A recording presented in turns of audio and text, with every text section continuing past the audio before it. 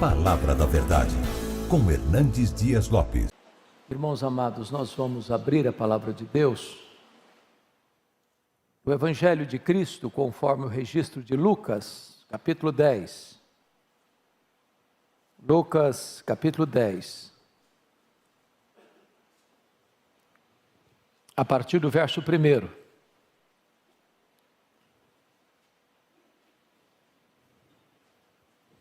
Está escrito: depois disto o Senhor designou outros 70 e os enviou de 2 em 2, para que o precedessem em cada cidade e lugar aonde ele estava para ir. E lhes fez a seguinte advertência: a seara é grande, mas os trabalhadores são poucos. Rogai, pois, ao Senhor da seara que mande trabalhadores para a sua seara. Ide, eis que eu vos envio como cordeiros para o meio de lobos. Não leveis bolsa, nem alforje, nem sandálias, e a ninguém saudeis pelo caminho. Ao entrardes numa casa, dizei antes de tudo: paz seja nesta casa. Se houver ali um filho da paz, repousará sobre ele a vossa paz. Se não houver, ela voltará para vós, ou sobre vós. Permanecei na mesma casa, comendo e bebendo do que eles tiverem, porque digno é o trabalhador do seu salário. Não andeis a mudar de casa em casa. Quando entrardes numa cidade e ali vos receberem, comei do que vos for oferecido. Curai os enfermos que nela houver, e anunciai-lhes: a vós outros está próximo o reino de Deus. Quando, porém, entrardes numa cidade e não vos receberem, saí pelas ruas e clamai: até o pó da vossa cidade se nos pegou aos pés, sacudimos contra vós outros. Não obstante, sabei que está próximo o reino de Deus. Digo-vos que naquele dia haverá menos rigor para Sodoma do que para aquela cidade. Verso 17. Então regressaram os 70, possuídos de alegria, dizendo: Senhor, os próprios demônios se nos submetem pelo teu nome. Mas ele lhes disse: eu via Satanás caindo do céu como um relâmpago. Eis aí vos dei autoridade para pisar de serpentes e escorpiões, e sobre todo o poder do inimigo, e nada absolutamente vos causará dano. Não obstante, alegrai-vos, não porque os espíritos se vos submetem, e sim porque o vosso nome está arrolado nos céus. Naquela hora exultou Jesus no Espírito Santo e exclamou: graças te dou, ó Pai, Senhor do céu e da terra, porque ocultaste estas coisas aos sábios e instruídos e as revelaste aos pequeninos. Sim, ó Pai, porque assim foi do teu agrado. Tudo me foi entregue por meu Pai. Ninguém sabe quem é o Filho, senão o Pai, e também ninguém sabe quem é o Pai, senão o Filho, e aquele a quem o Filho o quiser revelar. E voltando-se para os seus discípulos, disse-lhes particularmente: bem-aventurados os filhos que veem, ou melhor, bem-aventurados os olhos que veem as coisas que vós vedes. Pois eu vos afirmo que muitos profetas e reis quiseram ver o que vedes e não viram, e ouvir o que ouvis e não o ouviram. Irmãos amados, eu gostaria de pensar com vocês sobre evangelização, uma obra de consequências eternas. O Senhor Jesus Cristo, antes de tratar do texto que lemos, ele pôs à prova aqueles que queriam segui-lo com motivações erradas, conforme vocês podem atestar comigo, no capítulo 9, verso 57, um disse: seguir-te-ei para onde quer que fores.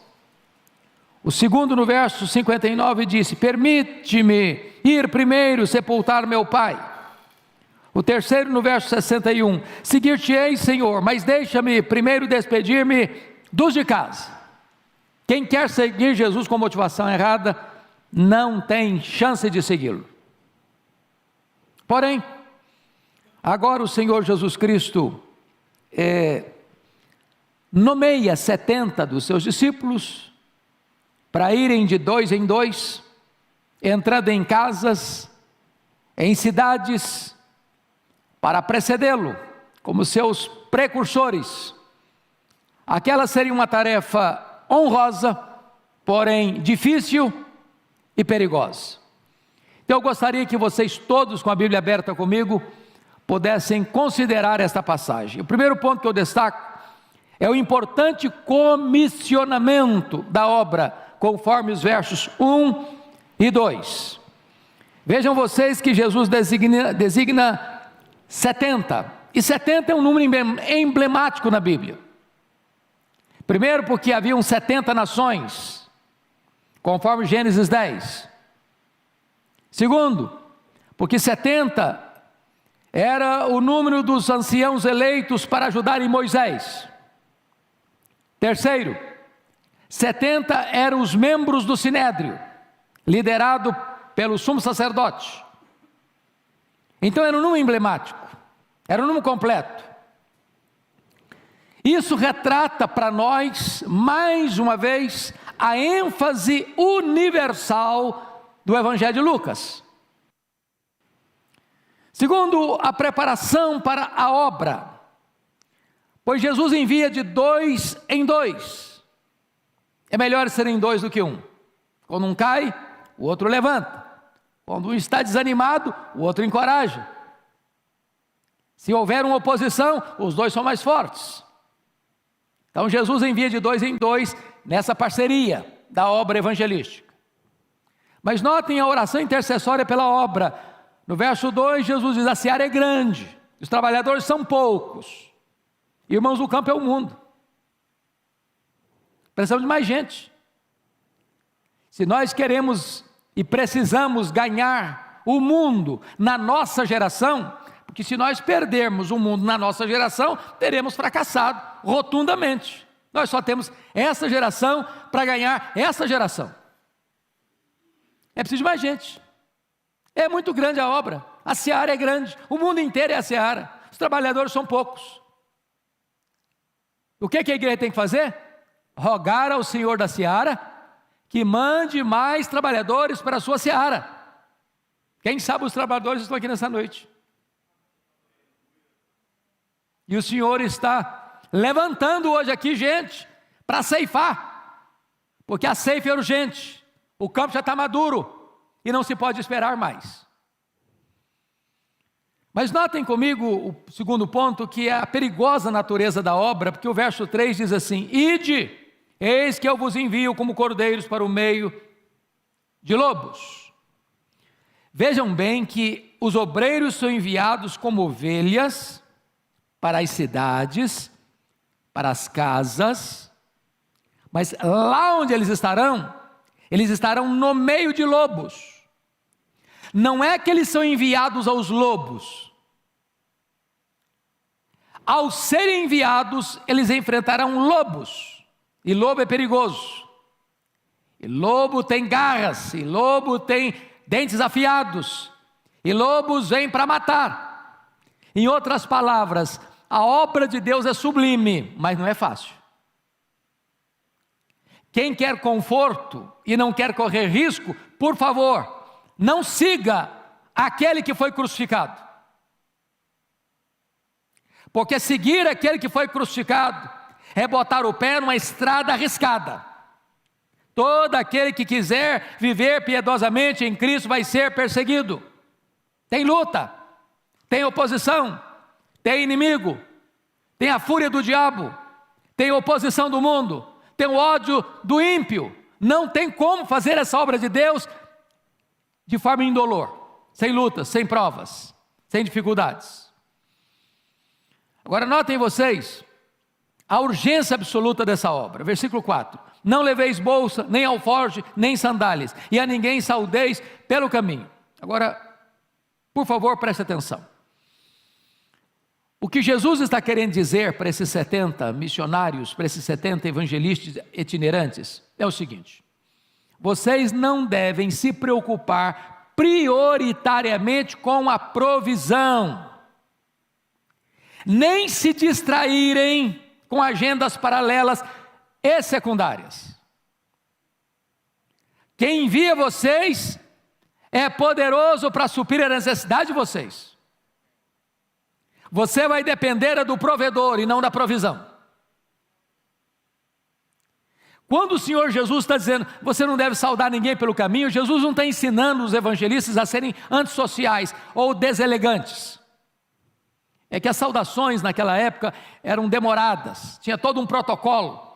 E a obra era tão urgente que não poderia o evangelista se distrair com qualquer outro trabalho que não recebesse a urgência dessa obra. Então preste bem atenção nisso, querido irmão. Cuidado para você não se distrair com tanta coisa. A obra é urgente, ela não pode esperar. Eu não sei quanto a vocês, mas eu já tive uma das experiências mais difíceis do meu ministério. Um dia, Eduardo, eu estava no gabinete pastoral que você conhece, lá da primeira igreja presbiteriana de Vitória, e eu recebo um telefonema para ir às pressas visitar um homem que estava muito aflito, à beira da morte, e ele queria conversar comigo antes de morrer. Eu peguei o carro e saí, era em Jacaraípe, trânsito meio complicado, uns 15, 20 semáforos, não sei quantos, e quando eu estacionei o carro na frente da casa, a mulher vem desesperada e diz, pastor, o meu marido acabou de morrer e o senhor não chegou. E eu fiquei com um peso na alma, porque aquele homem precisava ouvir. Eu não sei quais eram as angústias da alma dele. E a cada minuto que você e eu atrasamos, pessoas podem morrer desesperadas, sem o conhecimento do Evangelho da graça do Senhor Jesus Cristo. Então nós não podemos nos distrair, essa é a ênfase que o texto está querendo deixar. Mas em quarto lugar, vejam vocês comigo a obra da evangelização nos lares, conforme os versos 5 a 7. Ao entrardes numa casa, dizei antes de tudo, paz seja nesta casa. Seja uma entrada boa. Você não entra condenando, olha, isso aqui é do diabo. Eu passava muito aperto com o irmão querido, lá em Bragança, e ele gostava de fazer visita comigo. Mas ele chegava numa casa e via uma imagem, e falou, você sabia que isso é do diabo? E aí quase que a gente era escorraçado da casa. Na verdade faltou o quê? Faltou sabedoria. Lembra quando Paulo chegou em Atenas? O espírito dele se revoltou ao ver a idolatria prevalecendo na cidade? Quando passaram a palavra para ele, como é que ele começou a discussão? Olha, esse negócio é do diabo, viu? Não, não foi assim. Ele disse, senhores atenienses, em tudo eu vos vejo acentuadamente religiosos.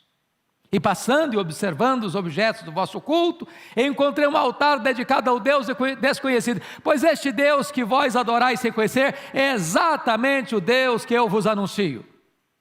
Começou bem. Estratégia, sabedoria, abordagem certa. Na hora certa, você toca no assunto. Mas começa, paz seja nessa casa. Então, o que é o ponto que é importante destacar aqui? Os obreiros são enviados uma missão de paz, com uma missão de paz, com a mensagem de paz, em nome do príncipe da paz. E entendendo uma coisa, que o lar é o ponto mais estratégico para a igreja ganhar as pessoas para Cristo.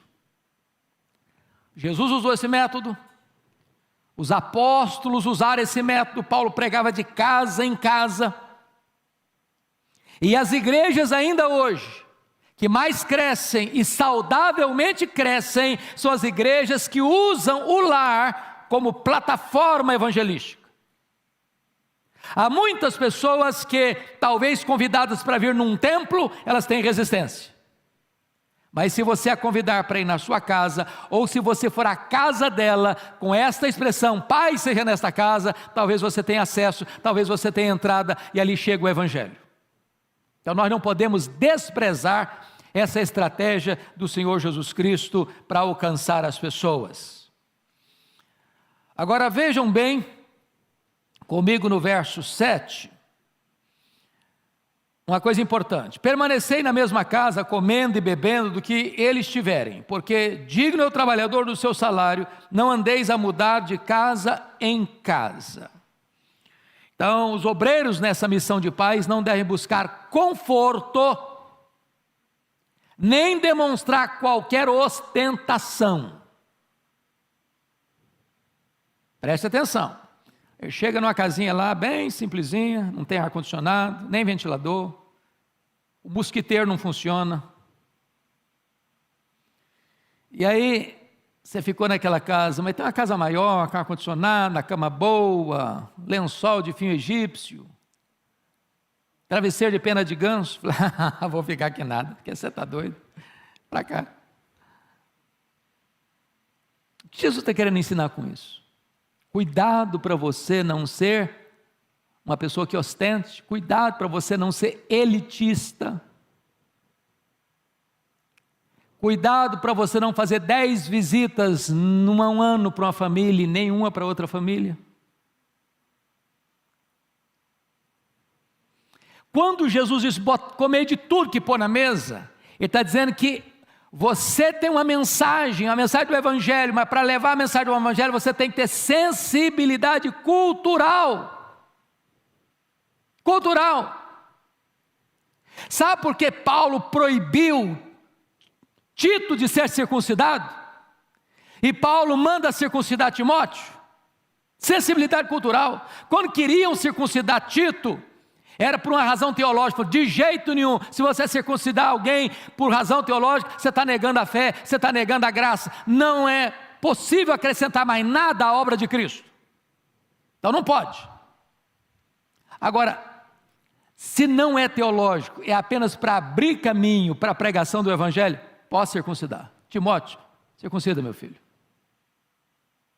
Eu estava pregando num país africano há pouco tempo, e eu achei muito curioso o que um dos pastores me disse.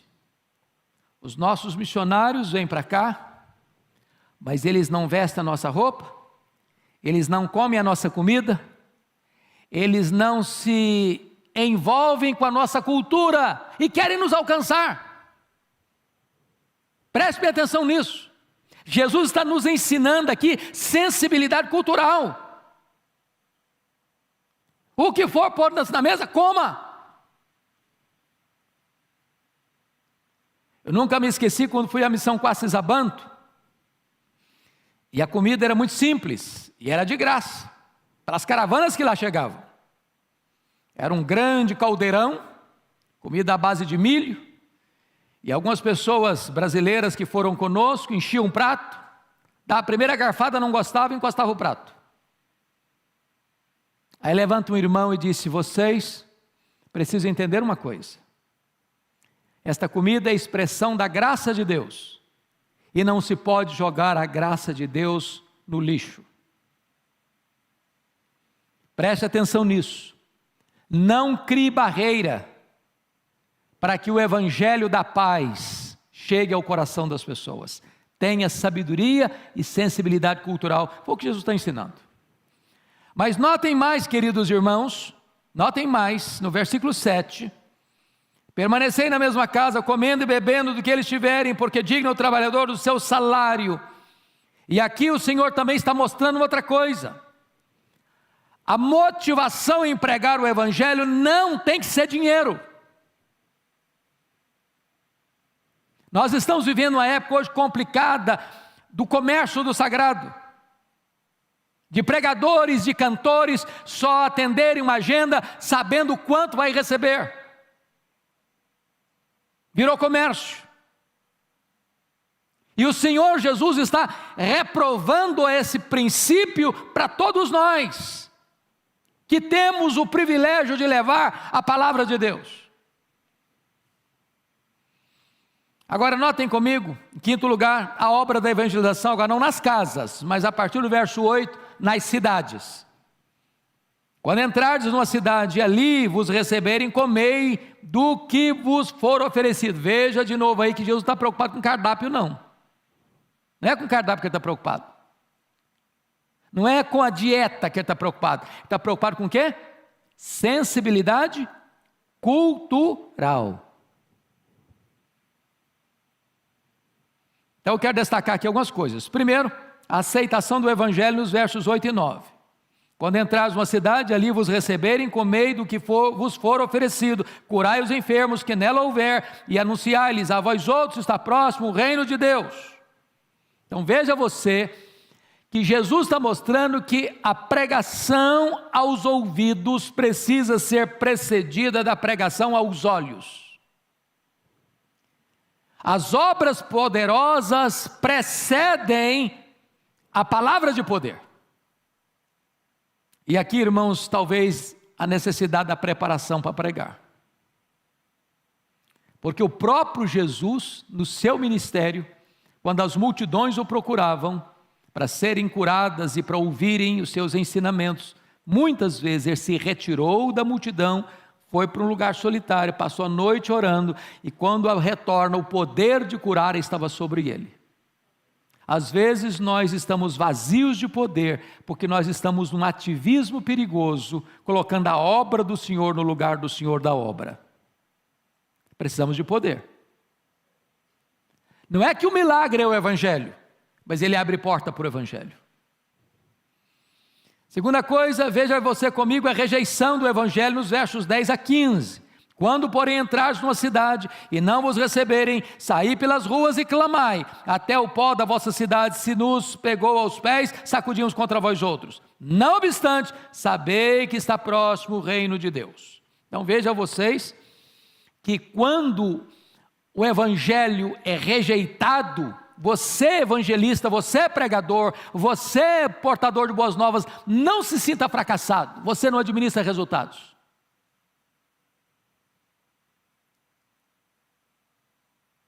Agora, o fato das pessoas rejeitarem, elas estão acumulando juízo sobre a cabeça delas. É nessa conjuntura que haverá mais rigor para essa cidade que rejeitou os mensageiros e rejeitou o Evangelho, que para Sodoma e Gomorra. Mas os evangelistas que estão sendo rejeitados, o Evangelho pregado está sendo rejeitado, tem que ser pregado com clareza. Não obstante, apesar de vocês rejeitarem, entenda isso, está próximo o reino de Deus. Vocês não querem escutar, mas tem que escutar. O reino de Deus está chegando. Está chegando. Não são vocês que rejeitam, que vão validar ou invalidar a mensagem que nós pregamos. Ela é verdadeira, ela vai acontecer, ela é real. O que Deus falou vai acontecer, quer recebendo vocês ou não. O reino de Deus está próximo. Agora vejam vocês, em terceiro lugar, a autoridade dos obreiros, versículo 16. Olha comigo. Quem vos der ouvidos, ouve-me a mim. E quem vos rejeitar, a mim me rejeita. Quem, porém, me rejeitar, rejeita aquele que me enviou. Irmãos, olha que coisa impressionante isso aqui. Você é um embaixador. Um embaixador é alguém, por exemplo, o embaixador do Brasil. Ele está no Canadá, na França, na Alemanha. Ele é um brasileiro. Ele está lá no outro país. Ele não pode se naturalizar lá. Ele é daqui. Ele é cidadão daqui. Ele representa o seu país. Ele fala em nome do seu país. Ele não fala de moto próprio. Ele não representa a si mesmo. Ele representa o seu governante. Ele representa a sua nação. Então o que o texto está dizendo é que quando alguém rejeita o evangelista, ele está rejeitando em última instância quem comissionou o evangelista. E quem rejeita Jesus está rejeitando o próprio Deus Pai.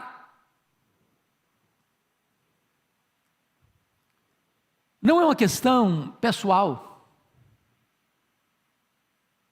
Quem está mandando você, comissionando você, é aquele que tem todo o poder e tem toda a autoridade nos céus e na terra. Você está representando o Rei dos Reis, o Senhor dos Senhores.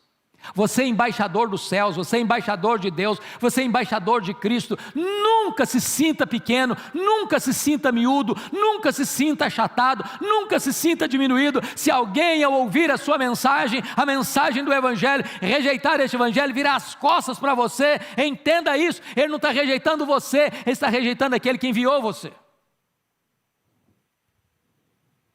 Bom, deixa eu sintetizar até aqui em 5 pontos.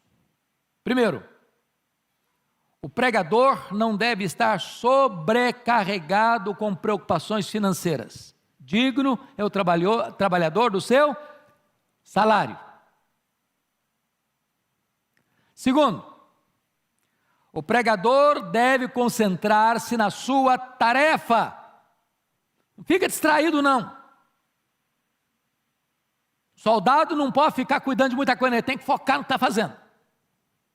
Terceiro, o pregador não deve trabalhar por ganância. Você não está mercadejando a palavra. Quarto, escutar a palavra de Deus é uma grande responsabilidade. Porque acolher a mensagem da paz é receber o príncipe da paz. Mas rejeitar a palavra de Deus é terrível. É terrível. Porque quanto mais privilégios alguém tem, mais juízo virá sobre ele se ele rejeitar esse privilégio. É por isso que Jesus Cristo diz que vai haver um rigor muito maior para Cafarnaum do que para Sodoma e Gomorra, porque ele morou em Cafarnaum, porque ele fez milagres em Cafarnaum, porque ele ensinou em Cafarnaum, porque Cafarnaum viu as obras portentosas de Deus, e apesar disso, rejeitou o Messias e rejeitou o Evangelho. Sexto lugar, vamos ver a alegria dos obreiros enviados, versos 17 a 20, eu destaco 3 pontos aqui. Primeiramente, uma experiência vitoriosa, versículo 17, olha aí comigo. Então regressaram os 70, possuídos de alegria, dizendo: Senhor, os próprios demônios se nos submetem pelo teu poder. Eles estão tão fascinados pelo poder do Evangelho, deste poder da luz, que vai desbancando as trevas, que vai reprovando as trevas, que vai libertando os cativos, os endemoniados ficam libertos, os demônios têm que bater em retirada, e eles estão extasiados com este fenômeno. Até os demônios se nos submetem pelo teu nome. Irmãos, ninguém enfrenta endemoniado de cara limpa, não. Enfrenta não. Sou teólogo, fiz doutorado. Demônio ri da sua cara. Eu estudei no seminário, tá? E daí? Eu expulso em nome do Deus que Paulo pregou. Eu conheço Paulo e sei quem são vocês. Está furado.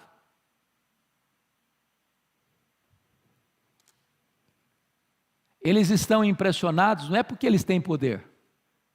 Eles estão impressionados que os demônios se curvam diante do poder do nome de Jesus.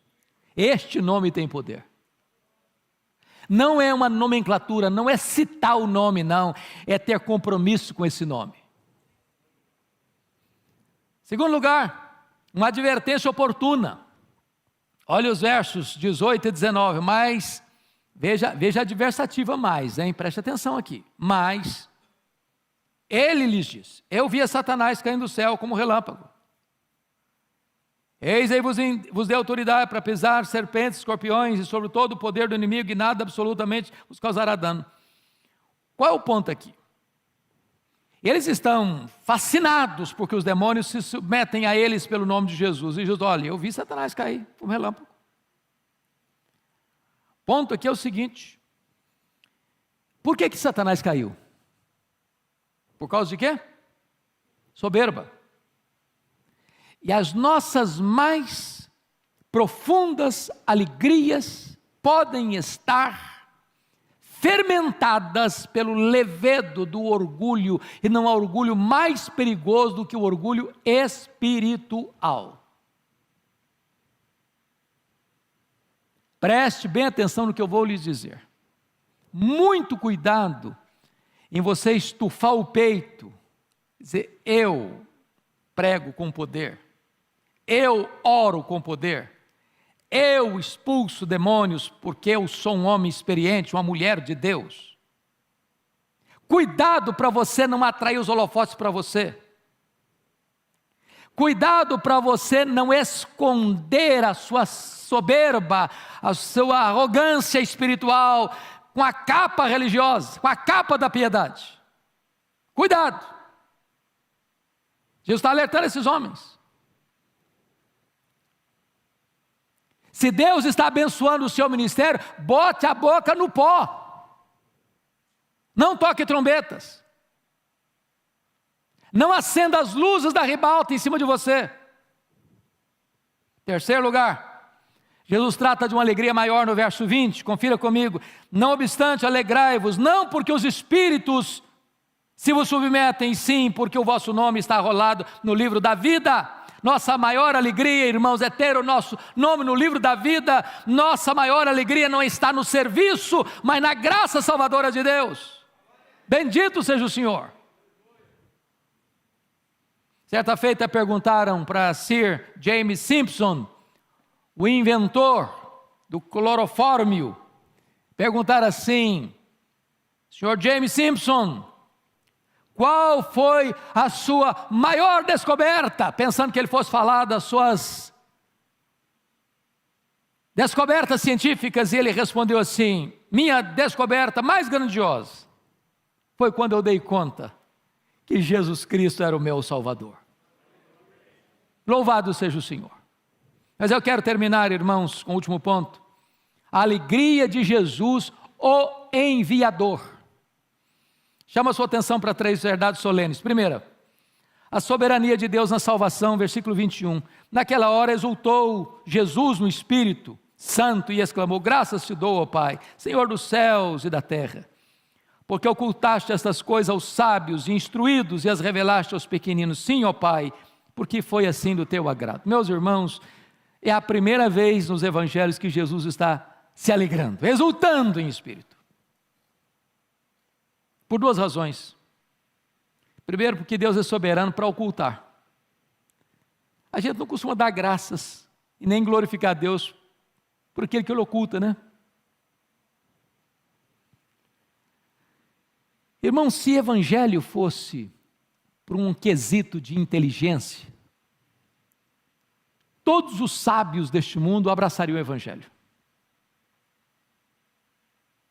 Se o evangelho fosse por uma questão de status, os ricos, os poderosos abraçariam o evangelho.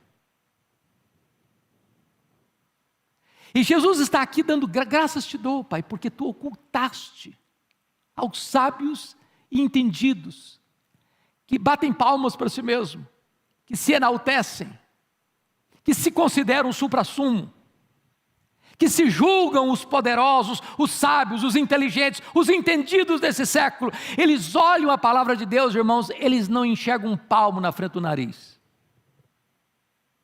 A Bíblia é esse livro fantástico, que o PhD, um pós-doutorado, pega, olha e não entende nada.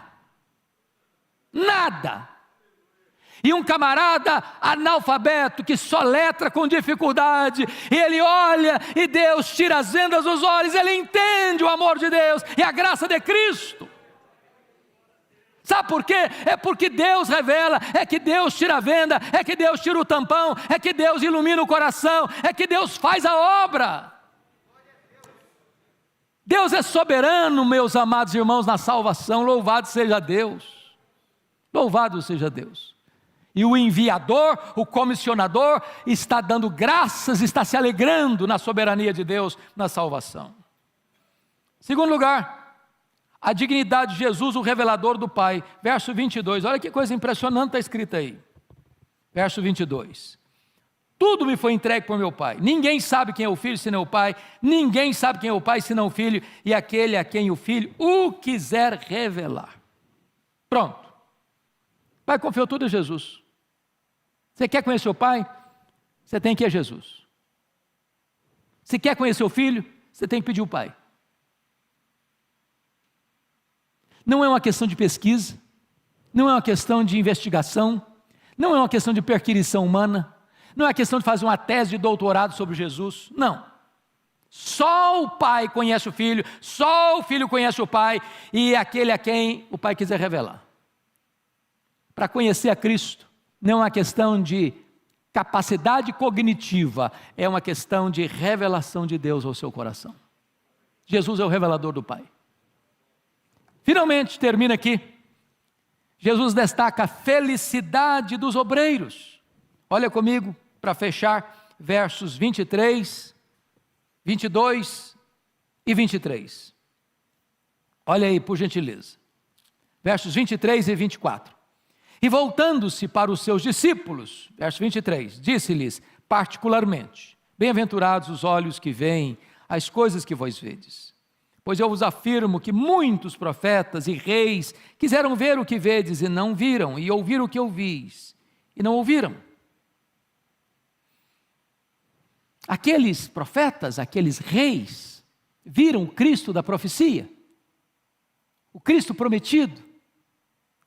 Aqueles discípulos estavam vendo o Cristo da história.